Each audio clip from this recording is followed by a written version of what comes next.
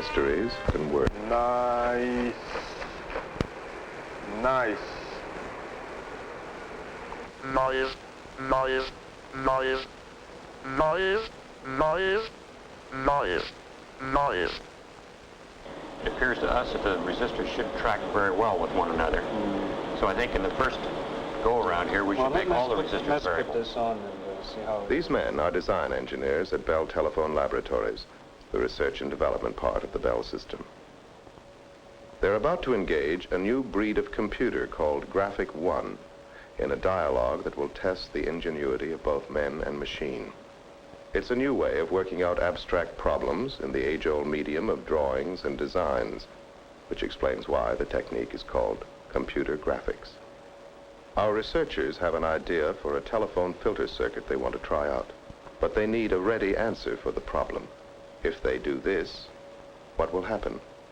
They could spend many hours in the workshop building and testing the real thing. Instead, they'll draw their circuit directly on Graphic 1's cathode ray tube.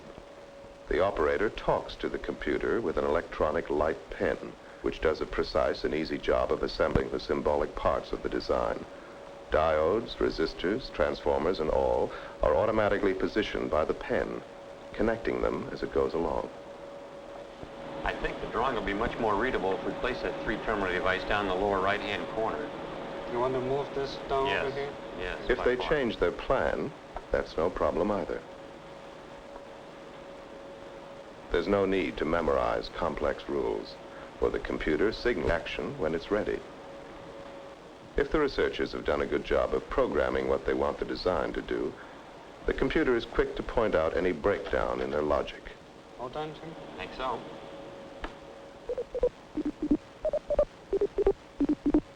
No, you left out the number in this specification of the 2-port. We left out the input impedance. Right.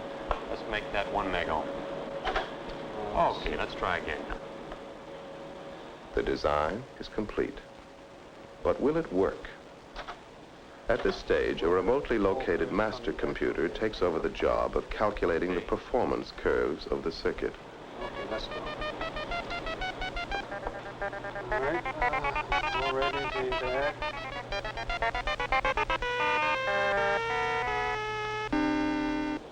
I think it looks good. We certainly don't have to worry about the amplifier we're using based on this.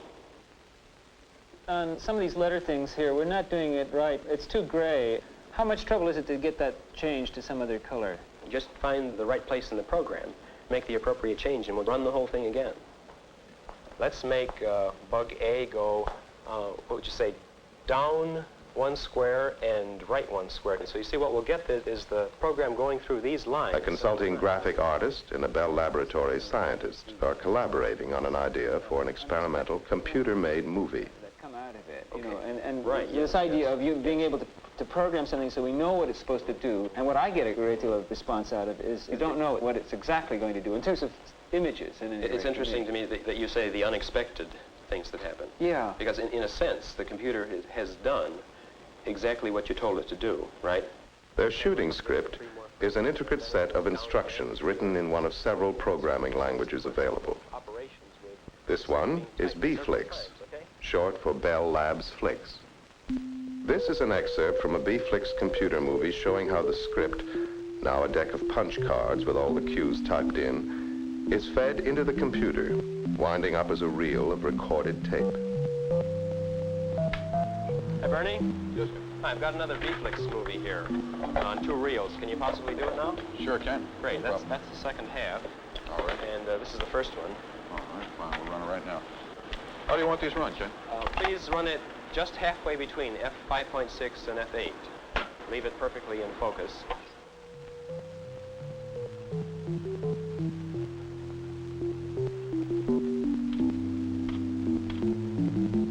Under computer control now, the taped information is converted into rapidly moving pictures made up of a fine mosaic of points of varying light intensity. A synchronized movie camera automatically photographs the fast-moving images as they are plotted and drawn on the face of a cathode ray tube.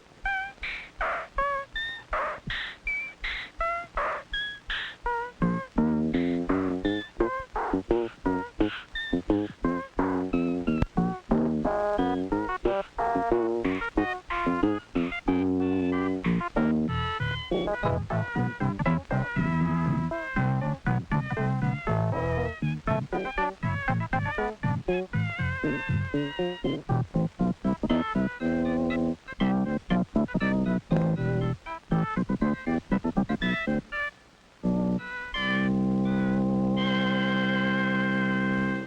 want to reach out to this technology. I want to incorporate this technology into my art and have the two mixed together. For instance, what spellbinds me as an idea is that I'll be able to sit someplace in a railroad station and write a movie, or maybe even pick up a telephone eventually and write a movie.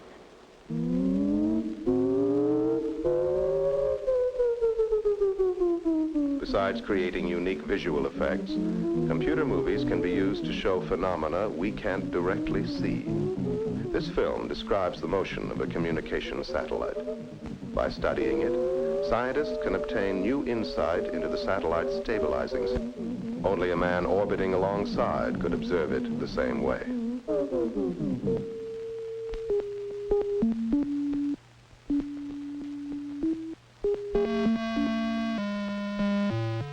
Experimenters in visual perception are using computers to create weird, random patterns that never occur in real life, to find out what and how people see when these patterns are shown to them. These patterns are curiously reminiscent of the pointillism of the 19th century artist Seurat, whose beautifully integrated paintings are formed by countless computer-like dots and dashes. The art of Seurat is an incredibly methodical technique that produced only a dozen or so paintings in his lifetime. Today, researchers are generating that many in a single day.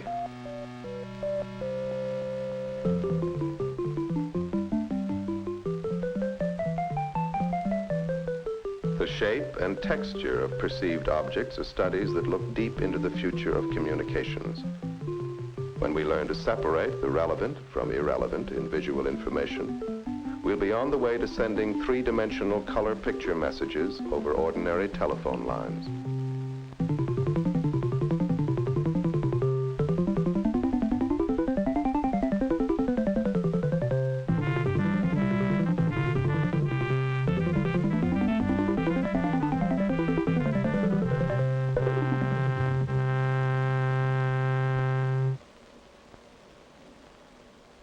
And then we found that when you get back far enough, not only do the small pictures disappear because you're not close enough to see them individually, and the big picture comes across, but if you get even further back, then the picture takes on a continuous tone quality, as though it were a photograph, rather than being a very crude computer-generated, spatially quantized thing. One of the interesting things to me was that you can draw quite a distinguishable picture on just an 11 by 11 array of black spots and white spots.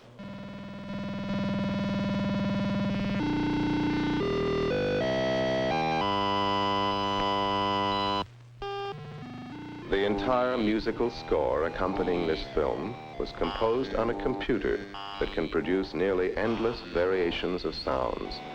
We're interested in finding better ways of describing complicated sounds like speech. However, speech is still very complicated.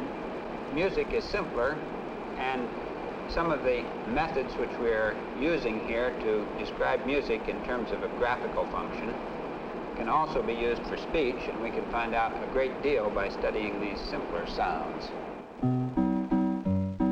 Daisy, Daisy, give me your answer too. Programming the score is like composing for conventional musical instruments, except that notes are replaced by numbers. The computer converts these numbers into impulses that cause sound waves to come directly from a loudspeaker.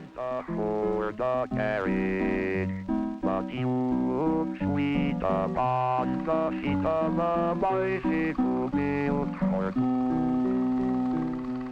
What actually happens when we hear sounds? We know that the membrane of the inner ear changes sound waves into audible sensations. But until recently, no one had seen the whole inner ear in action. When sound waves strike the membrane, it makes thousands of microscopic movements per second.